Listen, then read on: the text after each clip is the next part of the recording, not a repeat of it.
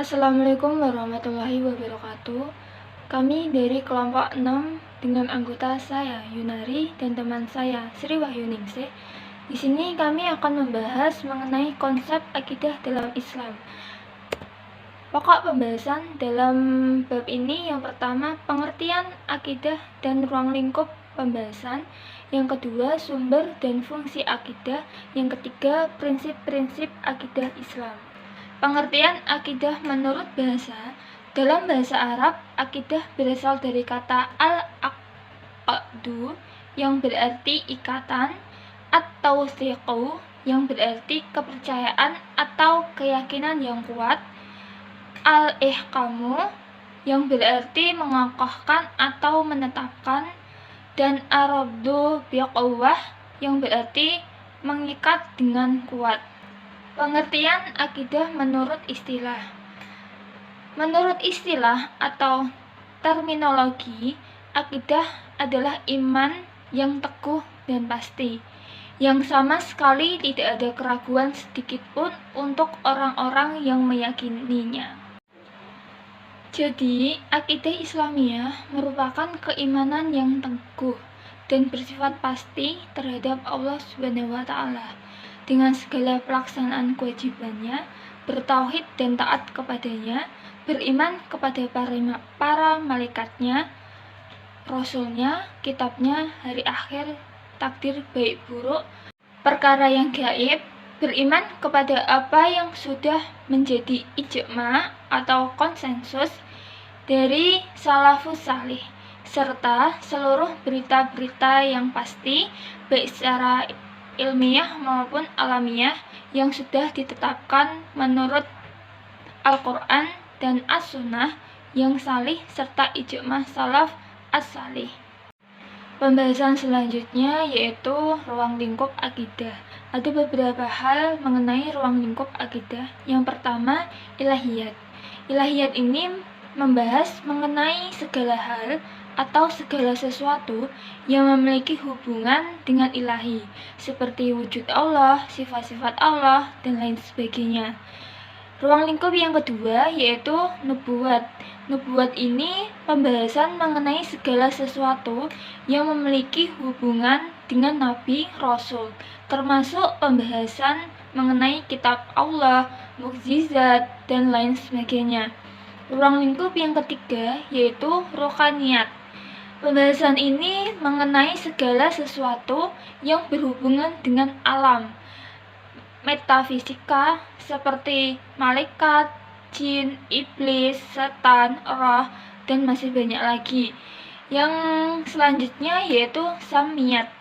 Pembahasan ini mengenai segala sesuatu yang hanya bisa diketahui melalui dalih naqli berupa Al-Quran dan Sunnah, seperti halnya alam barzah, akhirat, alam kubur, tanda-tanda kiamat, serta neraka, dan lain sebagainya.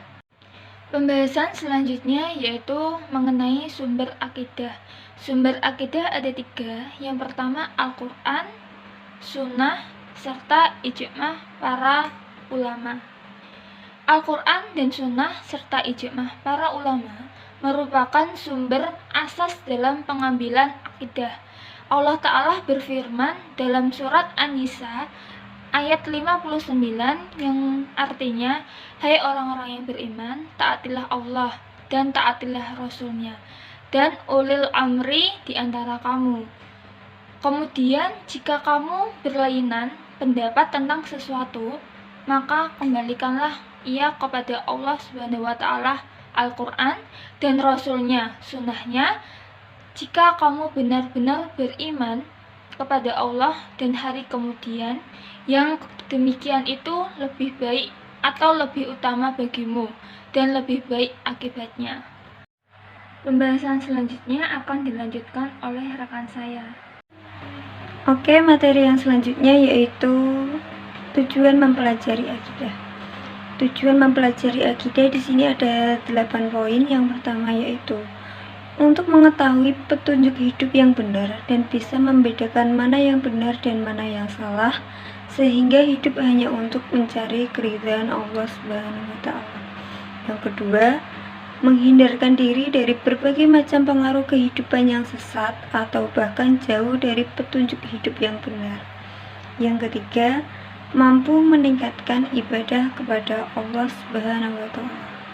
Yang keempat, bisa membersihkan akal dan pikiran dalam ketenangan jiwa. Yang kelima, mengikuti para rasul akan segala bentuk tujuan dan perbuatannya. Yang keenam, bisa beramal baik hanya semata-mata karena Allah Subhanahu wa Ta'ala. Yang ketujuh, ikhlas dan selalu menegakkan agamanya dan memperkuat tiang penyangganya. Yang terakhir yaitu mengharapkan kebahagiaan dunia dan kebahagiaan di akhirat. Fungsi akidah Islam. Manusia harus memiliki akidah atau kepercayaan yang benar. Akidah sendiri yaitu segala sesuatu hal yang sangat penting bagi manusia dalam kehidupan ini. Akidah merupakan pemeliharaan kesucian hati nurani, tempat berpijak dan tali berpegang. Adapun fungsi akidah dapat dijabarkan sebagai berikut. Yang pertama, akidah sebagai pemelihara kesucian hati nurani. Akidah menolong hati nurani, memberinya makanan dengan cahaya yang terang, sehingga tetap kuat, bersih, dan mempunyai pandangan yang jernih dan terang. Itu sebabnya karena orang beriman meyakini bahwa Allah senantiasa di dekatnya di mana saja dia berada.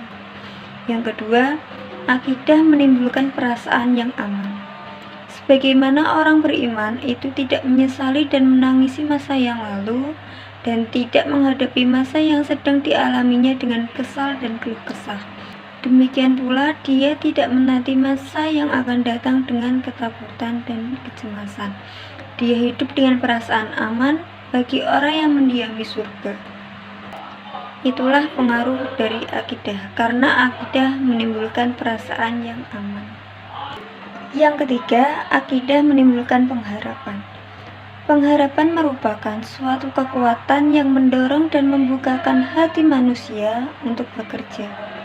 Harapan membangkitkan perjuangan, menimbulkan kegiatan, menjauhkan malas, dan serta menimbulkan kesungguhan. Karena pengharapan akan memperoleh keridhaan Tuhan dan surga. Orang beriman mau melawan hawa nafsunya dan mematuhi perintah Tuhannya. Yang keempat, akidah sebagai tempat berpijak. Tegaknya suatu bangunan bergantung pada landasannya. Jika bangunan itu memiliki dasar yang kuat, maka akan berdiri kokoh dengan megahnya. Begitu juga sebaliknya, jika dasarnya tidak kuat, maka bangunan di atas akan runtuh. Dan yang terakhir yaitu akidah membebaskan manusia dari yang penghambaan kepada sesama makhluk.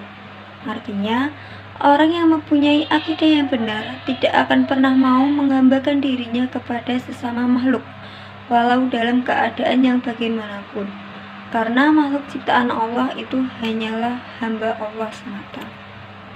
Pembahasan berikutnya mengenai prinsip-prinsip akidah. Yang pertama, berserah diri pada Allah dengan cara bertauhid. Maksud prinsip ini adalah beribadah murni hanya kepada Allah semata, tidak pada yang lainnya. Siapa yang tidak berserah diri kepada Allah, maka ia termasuk orang-orang yang sombong.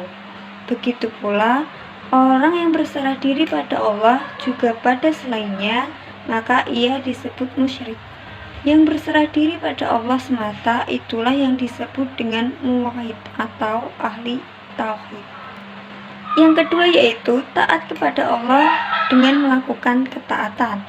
Orang yang bertauhid berarti berprinsip pula menjalankan perintah Allah dan menjauhi larangan-larangannya. Ketaatan berarti menjalankan perintah dan menjauhi larangan, jadi tidak cukup menjadi seorang muwahhid saja tanpa adanya amal.